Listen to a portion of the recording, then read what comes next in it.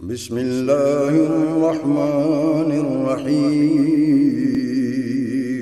شروع اللہ کے نام سے جو بڑا مہربان نہایت رحم والا ہے۔ ان تبدوا الصدقات فنعما ہی وَإِن تُخْفُوهَا وَتُؤْتُوهَا الْفُقَرَاءُ فَهُوَ خَيْرٌ لَكُمْ۔ ان تبدوا الصدقات، اگر ظاہر کر کے صدقات دو، فنعما ہی تو کیا اچھی بات ہے، وَإِن تُخْفُوهَا اور اگر اس کو چھپاؤ، وَتُؤْتُوهَا الْفُقَرَاء اور پہنچاؤ فقراء کو، فَهُوَ خَيْرٌ لَكُمْ تو وہ بہتر ہے تمہارے حق میں، وَيُكَفِّرُ عَنْكُمْ مِنْ سَيِّئَاتِكُمْ اور دور کر دے گا تم سے کچھ گناہ تمہارے، واللہ بما تعملون خبیر اور اللہ تمہارے کاموں سے خوب خبردار ہے۔ بظاہر آیات مذکورہ فرض، واجب، نفل سب صدقات کو متناول اور شامل ہے، اور سب میں اخفاء ہی افضل ہے۔ اس میں دینی مصلحت یہ ہے کہ ریا اور دکھلاوے سے دوری اور لینے والا شرمندہ نہیں ہوگا، لینے والے کو کوئی شرمندگی نہیں ہوگی، اور دنیاوی فائدہ یہ ہے کہ اپنے مال کے مقدار اور تعداد لوگوں پر ظاہر نہیں ہوگی، مگر بعض مواقع اور بعض مواضع پر اظہار کو ترجیح دی جائے گی۔ مثلا دفع تہمت ہے، دفع اعتراض ہے، یا تو اس صورت میں ظاہر دینا چاہیے، ظاہراً دینا چاہیے، لیکن مجموعی طور پر صدقات میں پوشیدگی سراً افضل ہے، اور اس حوالے سے کثیر تعداد میں احادیث طیبہ علی صاحبہا الف الف تحیۃ و سلام موجود ہے۔ سیدنا ابو ذر رضی اللہ تعالی عنہ نے عرض کیا کہ یا رسول اللہ صلی اللہ علیہ وسلم کون سا صدقہ افضل ہے؟ تو نبی علیہ السلام نے فرمایا کہ جو صدقہ کسی فقیر کو چپکوں سے دیا جائے، یا ایسا شخص صدقہ کر دے جو تنگ دست ہے لیکن محنت کرتا ہے، کوشش کر کے مال حاصل کرے اور اس مال کو صدقہ دے دے، اور پھر اس کے بعد رسول اللہ مبارک صلی اللہ علیہ وسلم نے آیات مذکورہ کی تلاوت فرمائی، ان تبدوا الصدقات فنعما ہی وان تخفوها وتؤتوها الفقراء فهو خیر لکم وَيُكَفِّرُ عَنْكُمْ سَيِّئَاتِكُمْ۔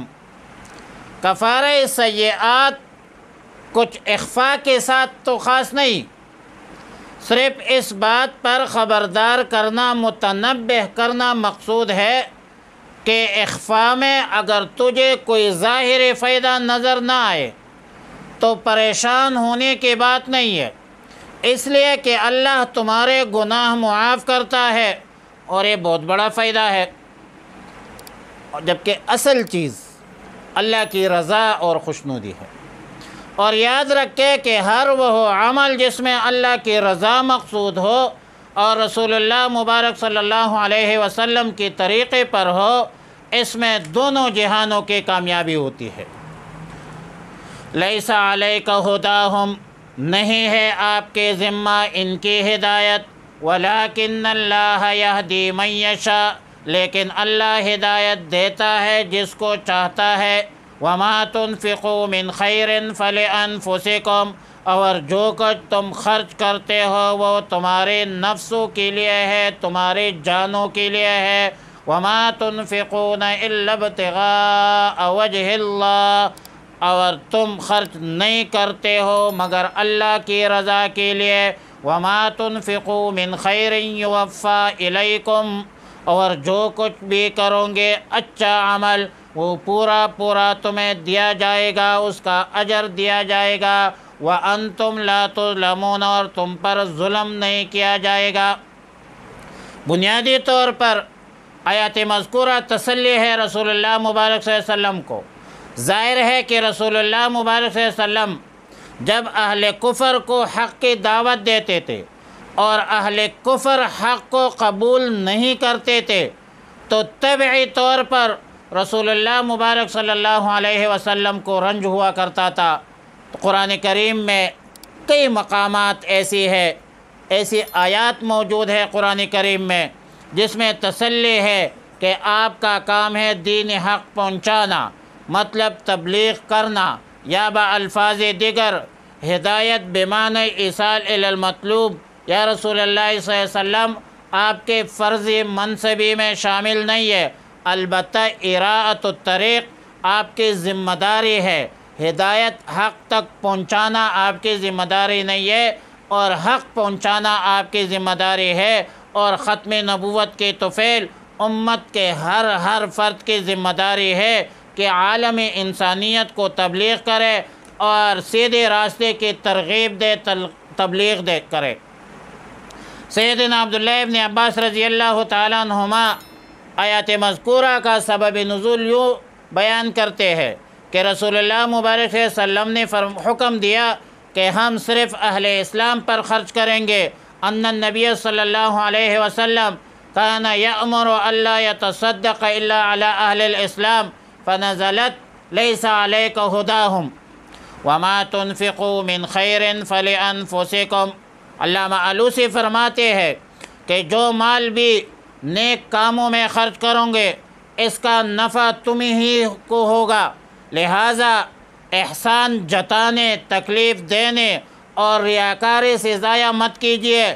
وما تنفقون الا ابتغاء وجہ اللہ کا مطلب یہ ہے کہ تم صرف اللہ ہی کی رضا کے لیے خرچ کرتے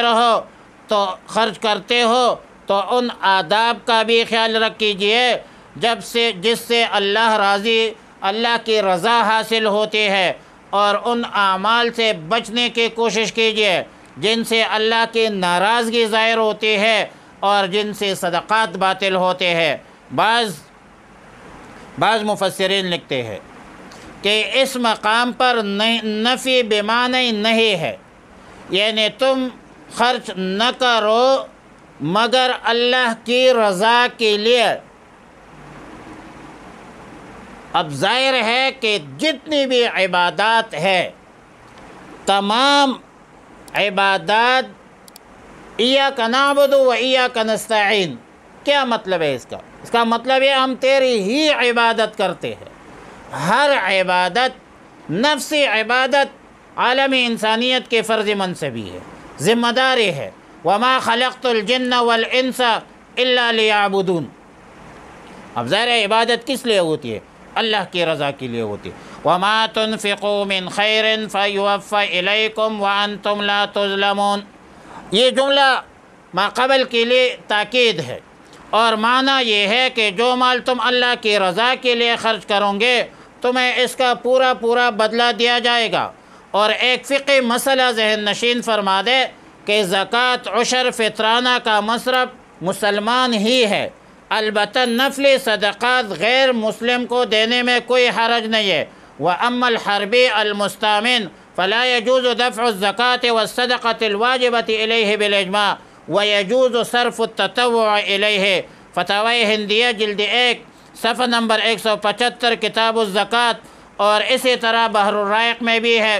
لِلْفُقَرَاءِ الَّذِينَ، اس فقراء کے لیے صدقات فقراء کے لیے ہے جو اللہ کے راستے میں رکے ہوئے ہیں، احصروا فی سبیل اللہ لا یستطیعون ضربا فی الارض، طاقت نہیں رکھتے سفر کا زمین پر، یحسبہم الجاہل اغنیاء من التعفف، انجان آدمی اسے مالدار سمجھتا ہے سوال سے بچنے کے سبب، تعرفہم بسیماہم، تو انہیں پہچان لے گا ان کے نشانے سے۔ لا یسألون الناس الحافا، وہ سوال نہیں کرتے لوگوں سے لپٹ کر۔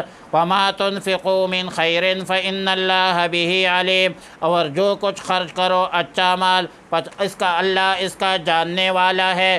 رئیس المفسرین سیدنا عبداللہ ابن عباس رضی اللہ تعالی عنہما کا قول ہے کہ آیات مذکورہ حضرات اصحاب صفہ کے بارے میں نازل ہے۔ کبھی اس کی تعداد 70 ہوتی تھی، بلکہ 300 تک روایات موجود ہے۔ یہ فقراء مہاجرین مسجد نبوی کے چبوترے میں رہتے تھے، اپنے اوقات میں علم حاصل کرتے تھے، جہاد پر بھی جاتے تھے۔ ان کے پہلی صفت یہ ہے کہ لا یستطیعون ضربا فی الارض، کسب معاش نہیں کرتے تھے، دینی مشاغل میں مصروف ہوتے تھے۔ دوسری صفت یہ ہے یحسبہم الجاہل اغنیاء من التعفف، مخلوق خدا سے سوال نہیں کرتے تھے، لہٰذا انجام بے خبر آدمی انہیں مالدار سمجھتے تھے۔